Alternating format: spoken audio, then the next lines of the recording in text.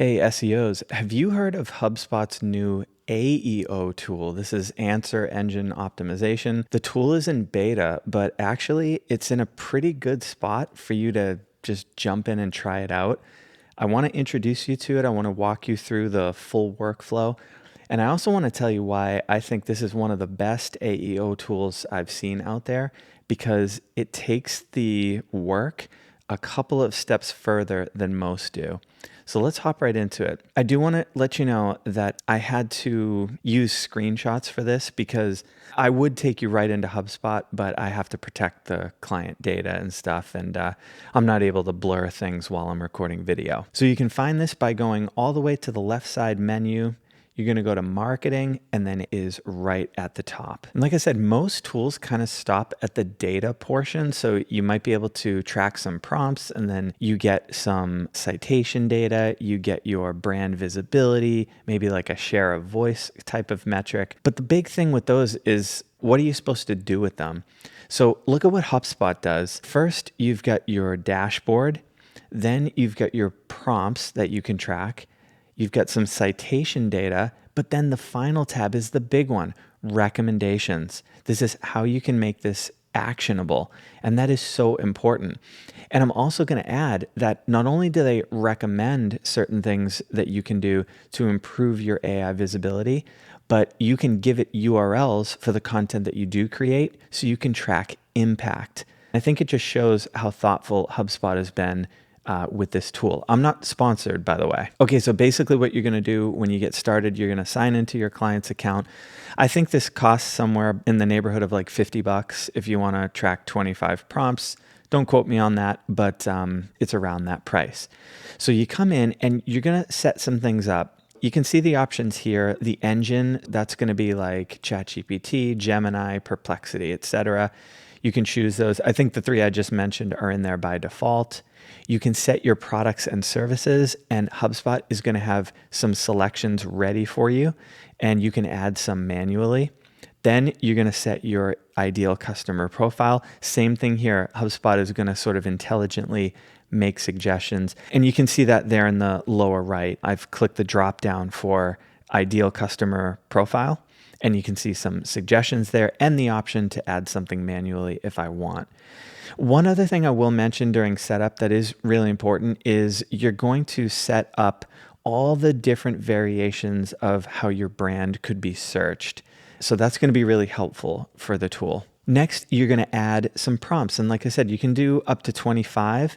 And I know you can do more if you pay more.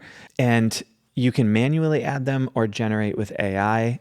The AI does a really good job. We've tried this on a number of clients at my agency, and the prompts are great. They're high relevance. And I'm going to talk a little bit more about which prompts to choose and that sort of thing. But yeah, same options here. You get the AI to make it easy, and then you can manually add your own. I personally usually do a mix. I'll do like 80% with the AI, and then I'll just do a few of my own for a good prompt set. Just a note on prompts. My advice is to pick prompts that you haven't won yet. Be aspirational here.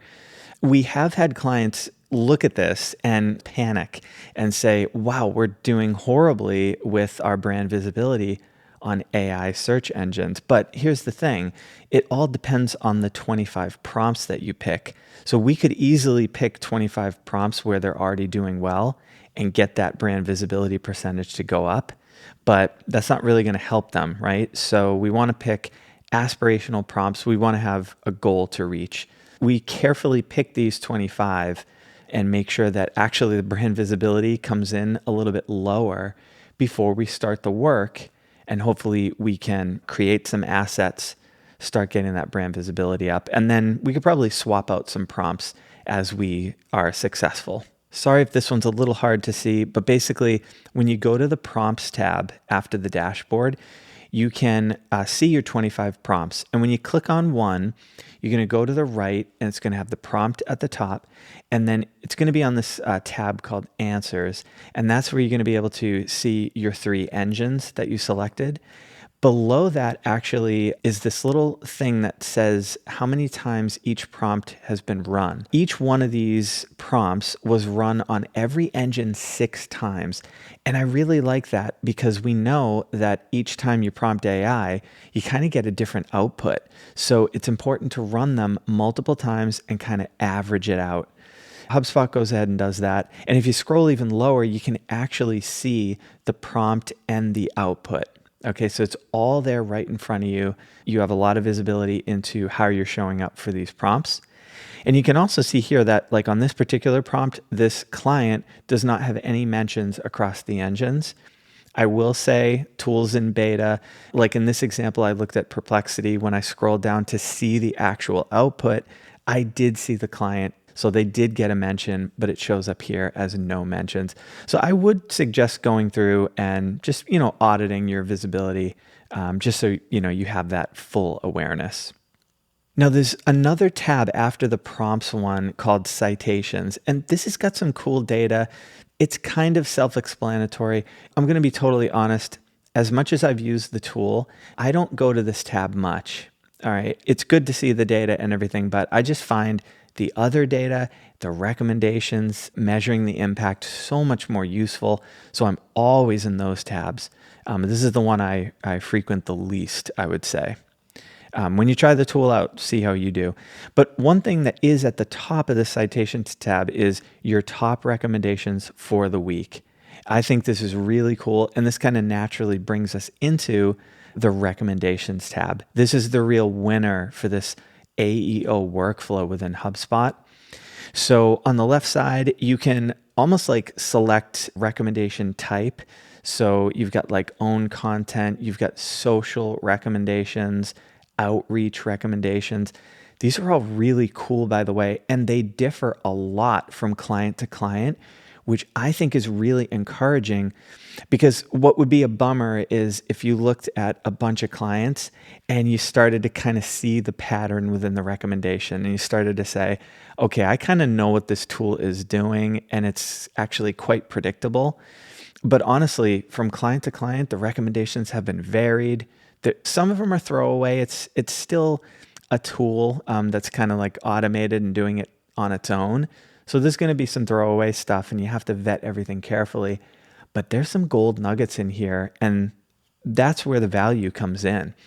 So I've just got it on the All Recommendations tab, and you can see the table on the right. You've got the title of the recommendation and what type it is. So there's social amplification, there's new content on your website, and there's like outreach and all that kind of stuff. When you click into each individual recommendation, it's going to give you the suggested content. Like here, we've got a title, a little summary, and who you're targeting. You can click see more, and it's going to tell you why it made the recommendation. So I really love that. I think I've got that on the next slide. Yeah, what's driving this recommendation? So it's going to show you the prompt. If you scroll down a little bit more, it'll tell you like what was cited. So in this case, this was a recommendation to do a LinkedIn post. And the reason it did that is because for that prompt, LinkedIn was cited very prominently. So we're going to try one out and see if we can, sneak in the output there. This is where you give it a URL that you can track. The tool will track it. And you can measure impact. Super important with SEO.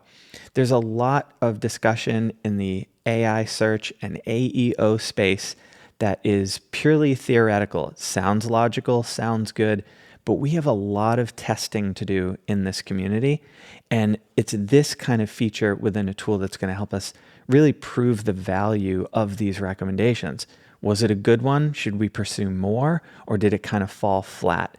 And the more you do this, the more insight you're going to gain over time into what works and what simply doesn't. So the full circle, the full cycle here within HubSpot is you're going to get your setup in place. You're going to see some great data, and the tool is going to use that data to put together a set of recommendations. So it's making the data actionable. It's very specific on the recommendations, and it's quite varied in terms of content types, and it includes outreach, which I think is fantastic because that's the first party and third party type of signals that you need to be building as a brand. And then the big one, we can track impact to see what works, make these recommendations prove themselves out in the wild. So that's it. That's the new AEO tool. I encourage you to give it a try if your clients are willing to pay for it. I think it's a great thing for rounding out your strategies and adding to sort of those core SEO initiatives that you might have going. So give it a try. If you found the video useful, give it a like, subscribe to the channel, and I hope to hear from you in the comments. I'll see you in the next one.